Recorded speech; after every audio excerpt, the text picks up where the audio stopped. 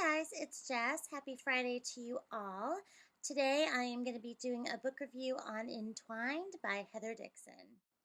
So, of course, because I am the slacker I am, I waited too late to be able to show you the actual book, but I definitely wanted to show you the cover because this cover is probably in my top 10 most favorite covers ever. When I was a little girl, my birthday cake wish, shooting star wish, fountain wish, all of the above was to become a princess when I grew up. This was before I understood the logistics of actually becoming a princess. But anyway, this book cover just it hits all the sweet spots of the inner 5-year-old girl. I love everything about it. The beautiful dress and the castle in the background. I mean, this is like a scene out of my imagination as a child. I love it. Not to mention the silver vining. It's all shiny and beautiful, and it just lets you know that something magical awaits inside this book. And I just love it. I can't say enough great things about it. I love it. So, Entwined by Heather Dixon is a retelling of the fairy tale The 12 Dancing Princesses, and it's told mainly from the perspective of Azalea, the eldest daughter.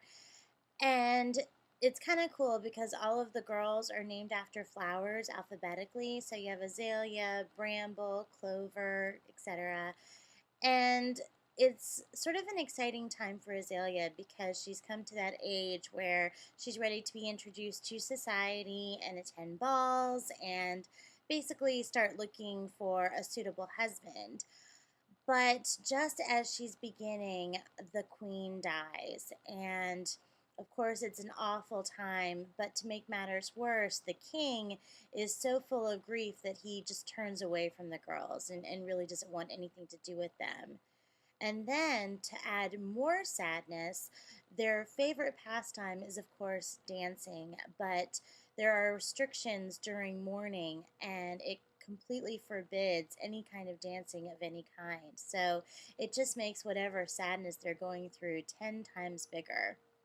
But through a series of events, they meet a man who calls himself the Keeper, and he is able to give them an opportunity to go to a secluded area and dance together. And it's an amazing, amazing time. But of course, anything like this is almost always too good to be true. So, turns out there are consequences. I was not familiar with the fairy tale, The 12 Dancing Princesses, really before I read this book. I've never read the original story. I guess I've heard of it before, but it's never popped up in any of the fairy tale anthologies that I've read, so weird. But I really enjoyed the story. I don't know how it compares to the original, but I really liked it. So let's get into it. A lot of people have complained that this book is slow moving. It's not, there's not a lot of action. And I would agree with that to an extent, which can really be frustrating at times. And I did feel that at times. But, I'm also a fan of authors like Robin McKinley, who I actually thought her work is very similar to this book. You know, there's a lot of really vivid description, a lot of sort of setting the scene and gradual build up and all of that kind of stuff. And, so I'm sort of used to that style of writing. And, I really love that kind of vivid description. So I'm willing to sacrifice a little bit of action for that. But I understand that's not everyone's taste. And I have to admit, it was, even then, even though I like that kind of stuff, it was still a little slow. But there were lots of things to like about this book. For one, I thought the character development was excellent.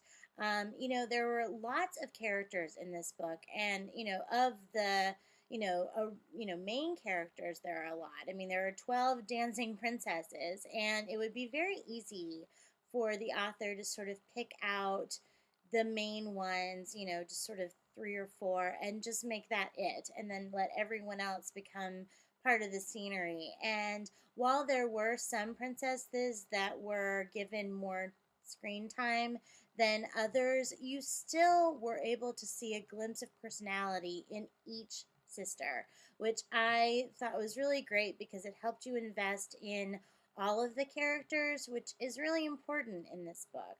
I also really loved the family dynamics.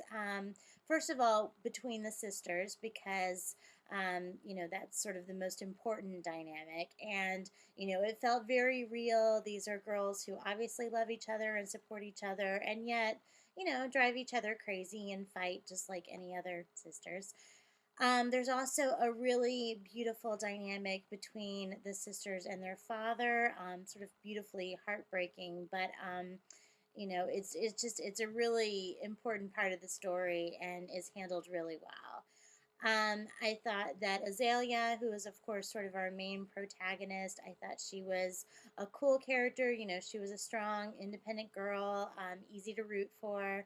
Not a simpering, you know, damsel in distress by any means. Um, and there were some love interests.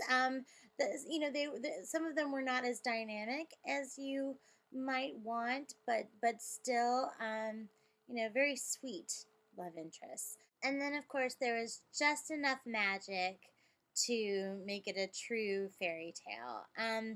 Overall, I gave this book 4 stars. It was a little slow. There were times when it dragged just a little bit, but overall, I thought it was a very solid story. Really beautiful descriptions, really strong characters, and ultimately a really entertaining story. So, yeah, I hope you'll check it out, and I'll see you guys next time. Bye.